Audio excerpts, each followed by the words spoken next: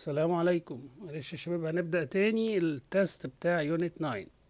اهي نمبر 1 بيقول لي my father bought me space to teach me at home. طبعا عندي patron و engineer و governess و nurse. طبعا هتبقى ايه؟ governess اللي هي معلمة في المنزل او كده، مربية في المنزل. طبعا patron يعني نموذج، و engineer مهندس، و nurse ممرضة. 2 بيقول لي she has the same family name as me but she's no space. she ليها نفس اسم الأسرة، مشتركين فيه، لكن هي مش relation أو relative. قلنا يعني أحد الأقارب. Adel طبعا بالغ، وبرايت لامع أو ذكي، وسيرفنت خادم. Number 3 بيقول لي some people who live in the mountains have little space with the outside world. بعض الناس اللي عايشين في الجبال ليهم إيه بالعالم الخارجي. hooves اللي هي حوافر، right حق، connect يعني يتصل، و contact يعني اتصال.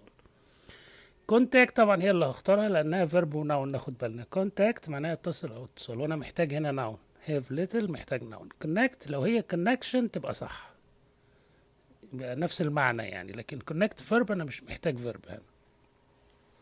نمبر 4 بيقول لي rich people usually have to work for them. يشتغلوا ليهم. الناس الاغنياء عندهم مين يشتغلوا ليهم في البيت؟ طبعا servants اللي هم الخدم، مش neighbors الجيران، ولا relations اقارب، ولا friends. Number 5 بيقول لي our university offers a space of language courses. بتقدم كورسات لغة variety، ولا schooling، ولا boarding، ولا orphan. طبعا variety اللي هي تنوع، عدد متنوع من الكورسات اللغوية. schooling طبعا تعليم، وبوردنج قلنا داخلي، وأورفن يتيم. Number 6 بيقول لي it's known that معروف ان A is necessary not only for the mind but for the body and the character. مهم للشخصية وبناء الشخصية والجسم والعقل والى آخره. عندي equipment معدات، schooling تعليم، decade عقد 10 سنين، و importance أهمية. طبعا ايه schooling قلنا. Number 7 I am from أسيوط so I am in أسوان. لما شخص من مكان يروح لمكان تاني بيبقى stranger شخص غريب مش معروف في المكان ده، مش governess ولا orphan ولا success. Number 8 بيقول لي when I'm away، لما ببقى مسافر I my family a lot. I miss my family يعني بفتقد أسرتي. care my family، و earn يعني يكسب، و fight يتخانق. طبعا I miss the family. I miss someone، I miss you كتير بنقولها، اللي هي يفتقد حد يعني. Number 9 some parents do not their children because they don't try to understand them. بعض الآباء do not أطفالهم لأنهم مش بيحاولوا يفهموهم.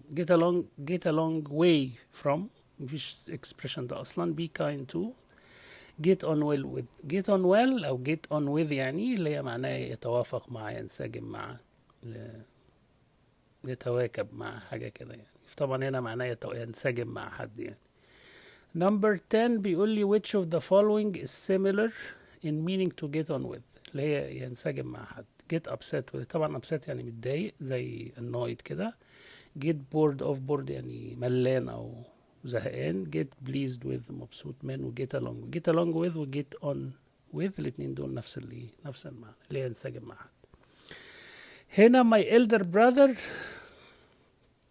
space watching a movie on his computer last night يعني past simple. past simple معلش شباب هنا هنختار ايه؟ enjoyed، لان ما بتكلمش على حاجه كانت في الباست، عاده في الماضي ما بتحصلش دلوقتي. ف used to enjoy لا، هي enjoyed. my elder brother، واحنا فرقنا ما بين elder و older.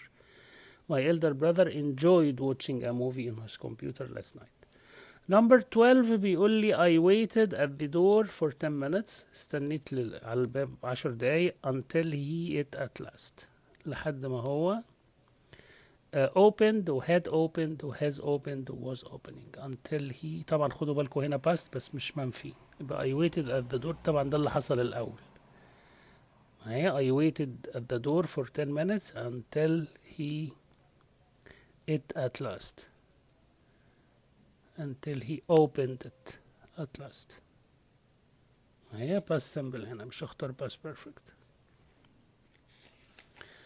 طيب نروح لنمبر number 13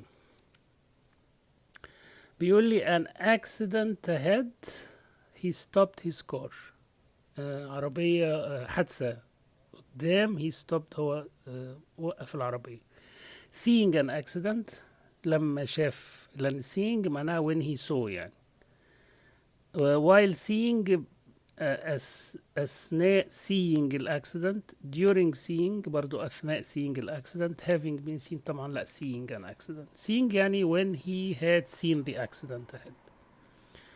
Number 14 space I had done my homework that I took a rest.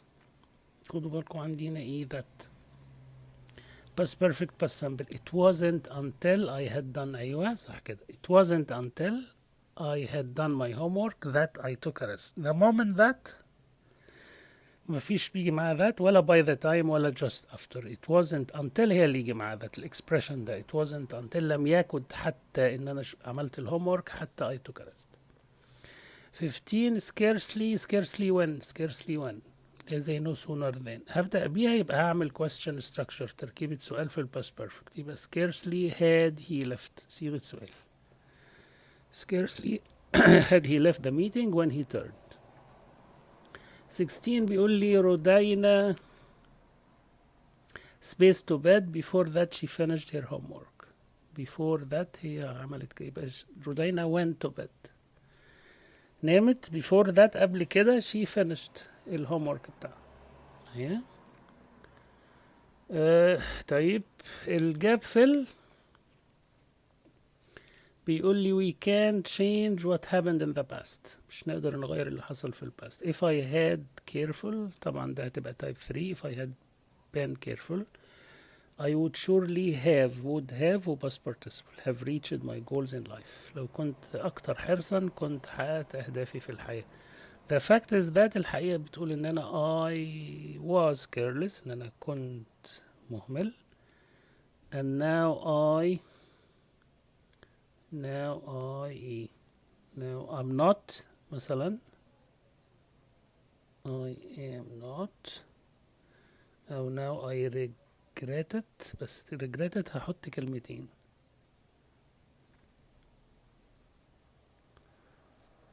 and now I'm not لأن مش هينفع أقول now I'm sorry now I regret that. لازم يبقى فيه that أو حاجة زي كده. ما لهاش حل غير كده معايا. فهنا هنحط ban.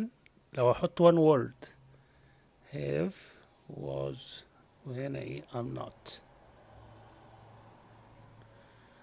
I was careless and now I'm not. طيب هنشوف التكست ده بيقول لي ايه. بيقول لي there are several arguments في بعض النقاشات in favor of working as a teacher. أكيد دي عليها سؤال. in favor of اللي هي في صالح for something يعني بيدافع عن حاجة أو مؤيد لحاجة يعني. in favor of working as a teacher إن الشخص يشتغل مدرس. it's a very interesting job وظيفة لذيذة because teachers have contact with many young and creative pupils. لأن المدرسين بيبقى ليهم تواصل مع pupils مع تلاميذ creative مبدعين وصغيرين. they can learn very interesting things يقدروا يتعلموا حاجات رائعة from each other من بعضهم both a teacher and a student الطالب والمدرس.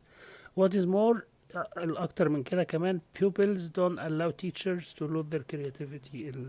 التلاميذ مش بيخلوا المدرسين يفقدوا إبداعهم and you have to deal with them ولازم تتعامل معهم successfully بشكل ناجح. furthermore أكتر من كده it's a rewarding job وظيفة مجزية. since when teachers see how their students become wiser لأن المدرسين لما بيشوفوا الطلبة بتوعهم بقوا أكثر حكمة well educated ومتعلمين كويس بيفتخروا بيهم يعني. they can be happy أو بيبقوا مبسوطين و proud وفخورين.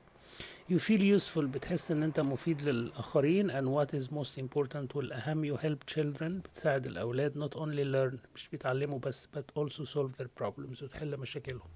كل دي الادفانتجز اللي هو بيقول عليها مميزات ان الواحد يشتغل تيتشر. العكس بقى اكيد however لان however هيقول العكس. there is also a number of disadvantages في عيوب of being a teacher. firstly أول حاجة it's a stressful job وظيفة متعبة جدا. You are responsible for your students. لأنك مسؤول عن الطلبة. You must take care of pupils. لازم تهتم بيهم like your own children زي أولادك. Kids الأطفال should feel safe. لازم يشعروا بالأمان with you. Have a trust. لازم يثقوا فيك. Have to trust and you feel comfortable when you talk to them. ويحسوا براحة وانت بتكلمهم. Sometimes a teacher must be very patient. أحيانا المدرس لازم يبقى صبور and behave calmly. يتصرف بهدوء even when the situation is not easy. حتى لو الموقف مش سهل. Teachers should know what they play إن هما بيلعبوا دور important part in every student's life في حياة الطالب. Moreover أكتر من كده it can be a very depressing job. ممكن تبقى وظيفة مكئبة تسبب اكتئاب for people who haven't got strong character اللي ما عندهمش شخصية قوية. Pupils can notice that weakness. ممكن الطلبة يلاحظوا نقطة الضعف دي and try to get rid of their teacher ويحاولوا يتخلصوا من التيتشر بتاعهم. Last but not least آخر حاجة this job is very tiresome. إنها وظيفة متعبة. tiresome زي tiring كده. ماشي. إيه ده لسه؟ بيقول لي you have to explain a lot. لازم تشرح كتير of difficult things للحاجات الصعبة للأطفال. They are always asking. هم دايما بيسألوا أسئلة يعني how, why and what for. It may be irritating. ممكن يبقى مزعج أحيانا but you cannot say this is unimportant. ده مش مهم. You must answer them. لازم تجاوب and what is more important set a good example for them. إن أنت إيه تبقى نموذج أو قدوة ليهم يعني. You set an example يعني تبقى قدوة لحد. أول question بيقول لي إيه the expression in favor of اللي هو كان في الأول خالص اللي إحنا قلنا معناه موافق مع بيأيد means without لا against لا supporting opposing يعني يعارض يبقى دي supporting in favor of يعني supporting حاجة بدعم حاجة. According to the passage حسب القطع the stress in the teaching profession الضغط اللي بيجي من وظيفة التدريس أو مهنة التدريس is a result of نتيجة ليه the wise and well educated students الطلبة الكويسين والمتعلمين كويس أكيد لا students creativity إبداع الطلبة the fact that both students and teachers learn إن الاتنين بيتعلموا من بعض the responsibility for أكيد the responsibility for students إن أنت مسؤول عن إيه عن الطلبة فده بيعمل إيه بيعمل ضغط يعني. The word كلمة إيه from the passage means annoying irritating مزعج annoying مزعج creative طبعا إبداعي أو مبتكر و rewarding مجزي important مهم لا annoy يضايق و irritate يضايق. Which of the following are two synonyms from the passage synonyms مرادفات من القطعة important unimportant طبعا لا irritating comfortable طبعا لا دول عكس بعض خالص. Furthermore and moreover creative طبعا furthermore and moreover furthermore يعني علاوة على ذلك moreover بالإضافة إلى ذلك نفس المعنى. طيب عندي إيه بعد كده do you agree الأسئلة اللي هي إيه أنت بتحلها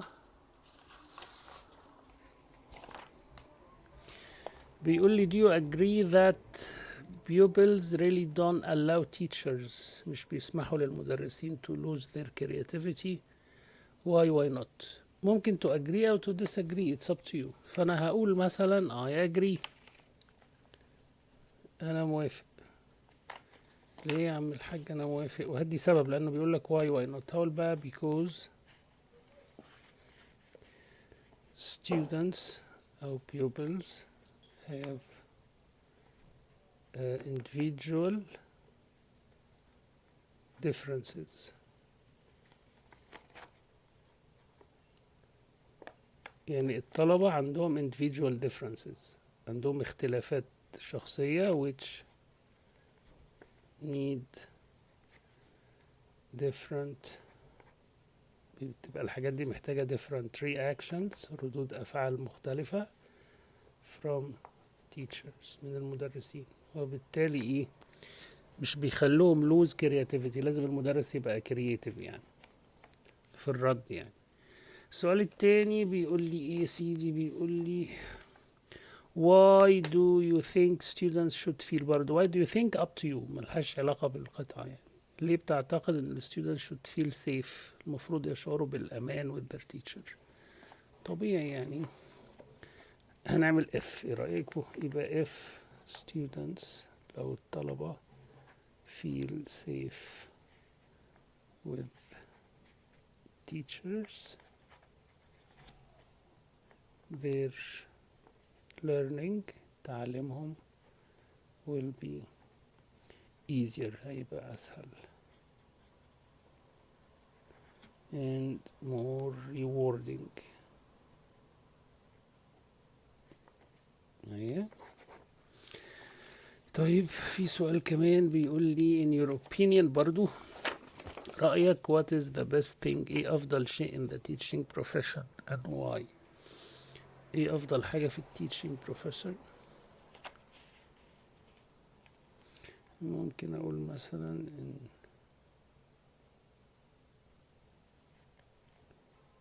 the best thing أفضل شيء in teaching is when the teacher sees لما المدرس بيشوف the success of his students and the result النتيجة of his efforts ونتيجة جهده يعني ممكن نقول كده ده ال best thing. طيب بعد كده في translation بيقول لي ايه في ال translation بيقول لي a friend in need is a friend indeed. ده مثل حتى بالعربي اللي هو الصديق الحقيقي تجده وقت الحاجة. الصديق وقت الحاجة. A friend in need is a friend indeed. يعني الفريند صحيح اللي يقف جنبيك وانت ايه وانت في شدة يعني. If you haven't learned the meaning of friendship you really haven't learned anything. إذا لم تكن تعلمت لو ما كنتش تعلمت معنى الصداقة فإنك لم تتعلم شيئا. عايز يقول ان هي حاجة مهمة قوي يعني. طيب ايه تاني هنا بيقول لي ان للأسرة دور مهم وحيوي في حياة الأطفال فهي المدرسة الأولى التي يعرف الحياة من خلالها وهي تساهم بشكل كبير في تكوين وتنمية شخصيتهم. طيب هقول ايه family has an important and vital اللي هي حيوي role in children's life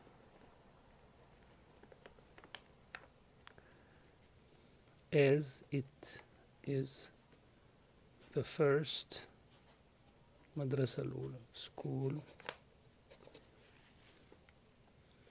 المدرسة الأولى التي يعرف الحياة first school where he knows about life اللي بيعرف فيها ايه عن الحياة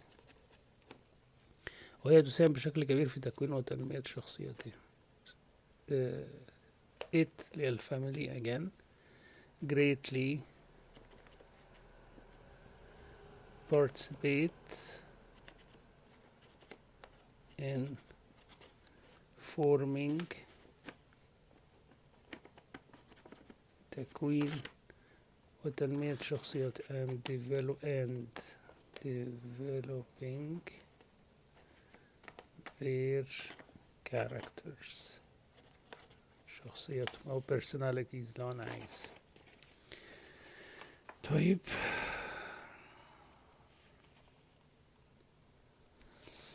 التكست الاساي بيقول لي the role of teachers in society دور المدرسين في المجتمع يعني هتكلم على ايه على الأجيال الجديدة والتقدم كل دي أفكار ممكن أتكلم عنها يعني.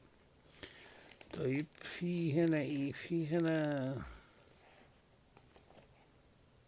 حاجة خاصة بشابتر 9 ده في الستوري أكيد ده في الستوري مش مشكلة shallow deep